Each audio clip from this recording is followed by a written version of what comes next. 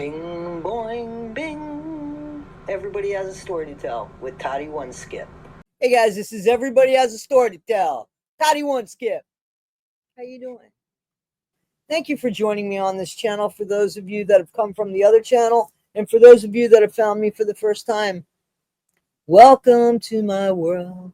Won't you come on in? Guys, I want to talk to you about something so important. It is like, so a lot of you know I was sick and now I'm feeling better. But while I was sick, I was not watching YouTube. I was watching documentaries. And guess what? Poop cruise, poopy cruisy. On the poop cruise, guys, have you ever been on a cruise? On a poop cruise?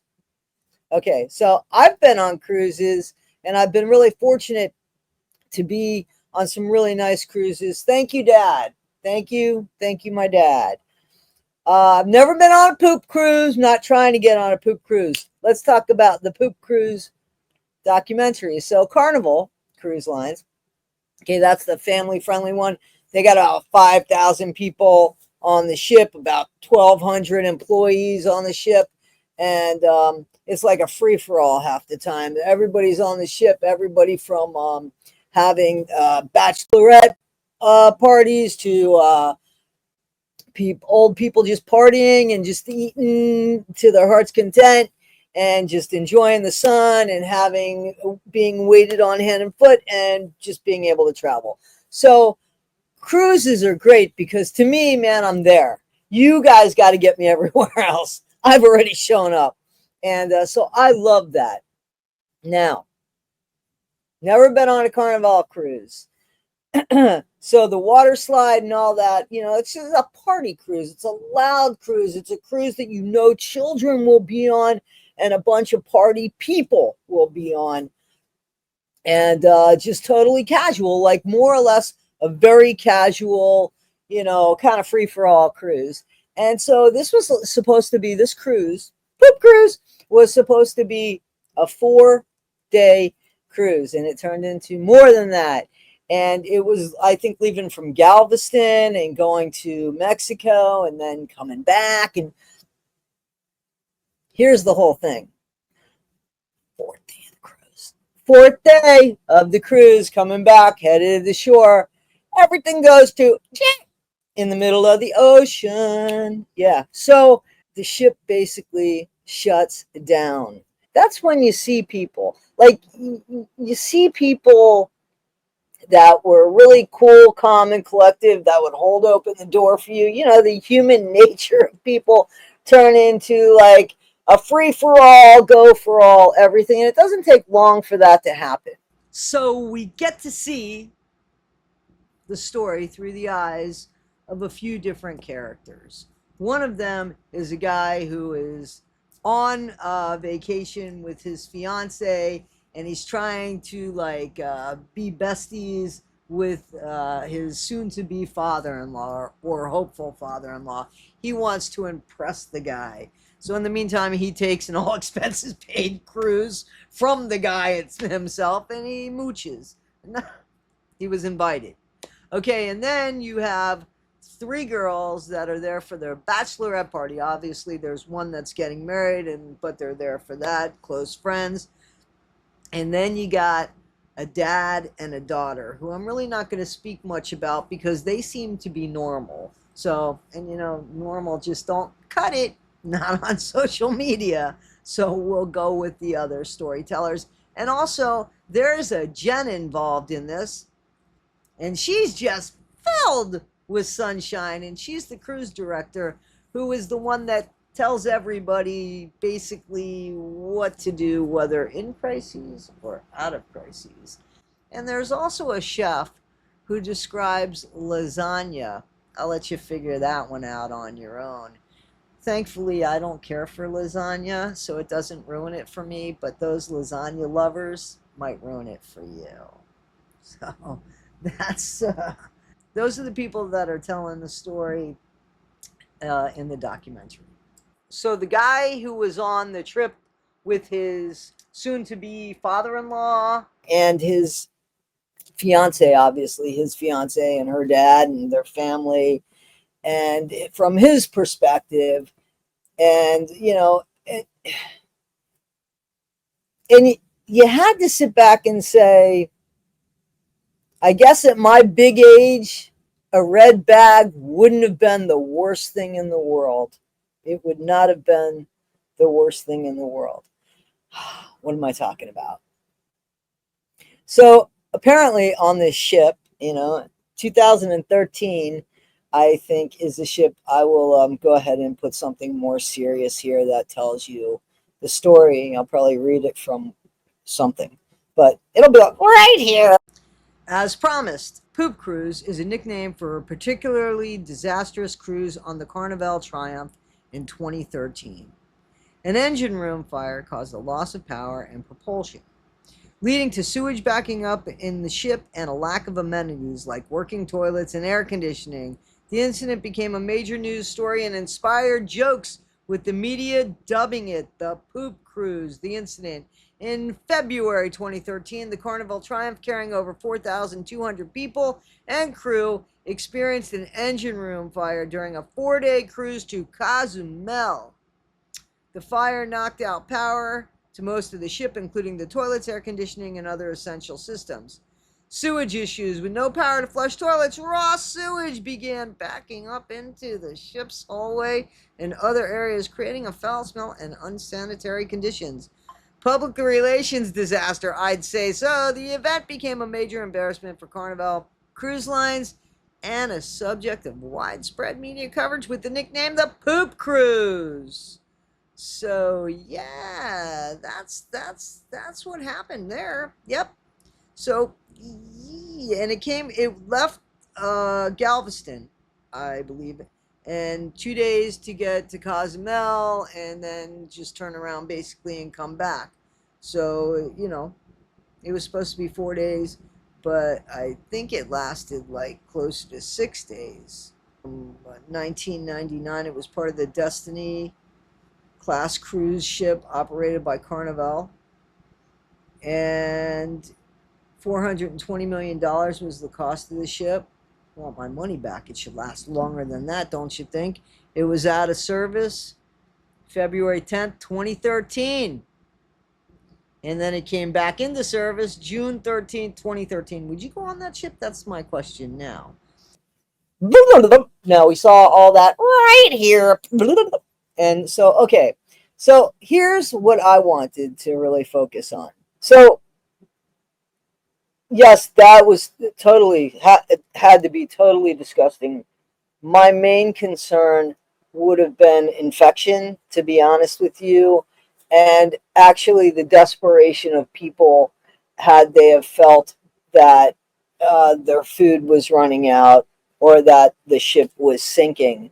But yeah, there was a supposedly raw sewage coming up the drains, and when finally, when the ship was going to be tugged back into, this time it was going to be tugged back into, I think, uh, Alabama. I want to say it was first. It was going to be tugged to Mexico because it was closer to Mexico. But then by the time the tug had gotten there, it actually was closer to the United States, so they had to wait and then it was going to be, so it was another day. It ended up being, I think, 6 days. So remember I told you about the fiance? So his main goal after 4 days was not to find himself using a red bag. So all the toilets, basically, but there was a couple toilets, I guess, that worked.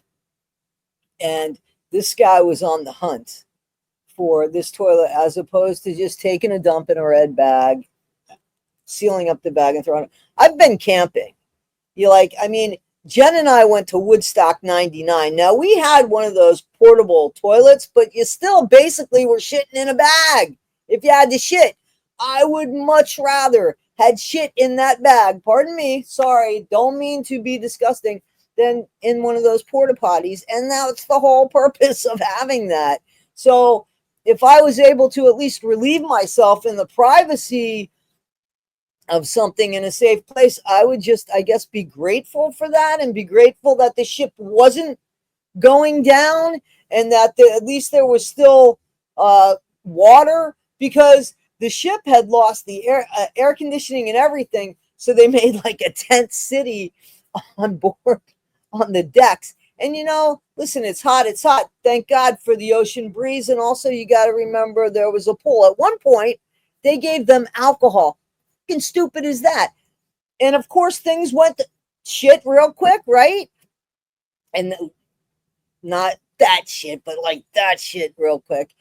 And so they closed that down. First of all, when you drink like that, it makes you thirsty. It can make you dehydrated, but it also makes you not think correctly. And they were already like running low on thinking correctly and food, because the freezers, everything kind of just stopped. So, man, they were in some trouble. And the girls that were telling their side of the story with the bridal showers, that were like, they wouldn't even poop in a Chanel handbag, let alone a red bag. And the future son-in-law, who was looking for every single toilet. So he was running to every toilet to find the toilet that he heard worked. And there was a working toilet. In the meantime, can you imagine what he saw? Well, remember I told you I'm going to ruin the lasagna thing? Yeah, the chef on the cruise explained what he saw in the bathroom, and I hate to tell you, but he said it was layered just like lasagna. Imagine that. And once again, Jen, who was the cruise director, remember on the Love Boat, Julie, the cruise director? So she would say, everybody squat. Simon says squat. No, she just was a friendly voice. But I don't think she was that friendly. It would have been a good thing, though. And let's face it, the soon-to-be son-in-law, he did have some very valuable information, and he did save a lot of things that should never be seen. He did save his future dad-in-law, that, and smells that should probably never be smelled. So he came in as value. He was valuable. So remember I told you about the boring daddy and daughter duo that went? Well, they do have something that's very important to add to this story. What they learned was how to do things together, how to make things happen. So I guess the red poop bags were no big deal for them. They just found strength and a bond in each other, which was great, because the dad had taken his daughter on that cruise because he was going through a divorce and he was trying to, have some bonding time. In the meantime, they continue to cruise to this day. That's what it said on the documentary. And it is important what they learned. So what they learned from the trip was not so much about the red bags per se, but about how to get through things together. So that's what they learned. In the meantime, I want to tell you about what I got out of it and how I reflected upon it.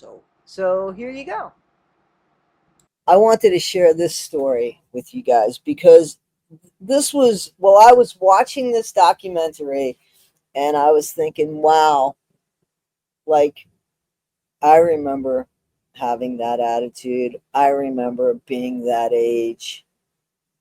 The Sri Lanka tsunami, okay, so 2003. It was actually 2004. It was Boxing Day 2004. I had a flight delay. I had a flight delay from Delta, and I was really inconvenienced by it. And the word really, I was inconvenienced by it. And a lot of people were annoyed.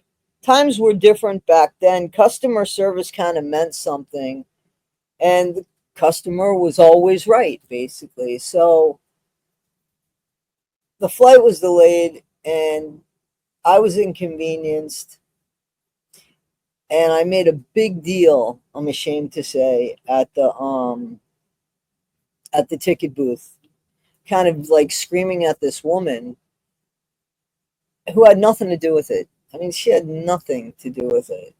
But I was aggravated and it felt good at the time. And I had a bunch of people behind me feeling the same way, and they were like, yeah, yeah, yeah. And anyway, so bad behavior on in my past. And finally, I finally got into Albany Airport, and I finally got to the hotel room, and I turned on the TV because now I was just too tired to drive back. I was so inconvenient, so bothered. Um, I was too tired to drive all the way back to where I lived, so I just stayed in Albany in a hotel. Now, mind you, I was in an airport. I was quite comfortable. I was inconvenienced by, I don't know, maybe 3 hours. No big deal. No big deal, right? But to me, yeah, it just didn't go my way, and da, da, da. And anyway, when I got to the hotel room and I flipped on the TV set, I was watching the tsunami in Sri Lanka, and I thought, oh my god, oh my god, and I was ashamed, and I thought, wow, look at how I behaved for being inconvenienced for 3 hours, maybe. These people lost everything. They're looking for family members. Look at this. And I thought about the big deal that I made that made me all puffy and everything um, at the airport. And I said I was never going to behave like that again. I was never going to behave like that again.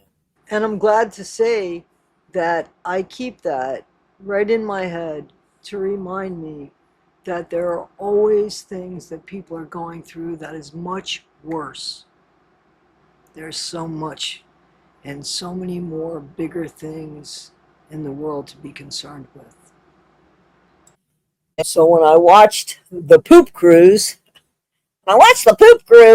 I thought to myself, shit, give me that red bag, give me a private room, and if you could spare some toilet paper, that'd be great too. And I'd just be grateful.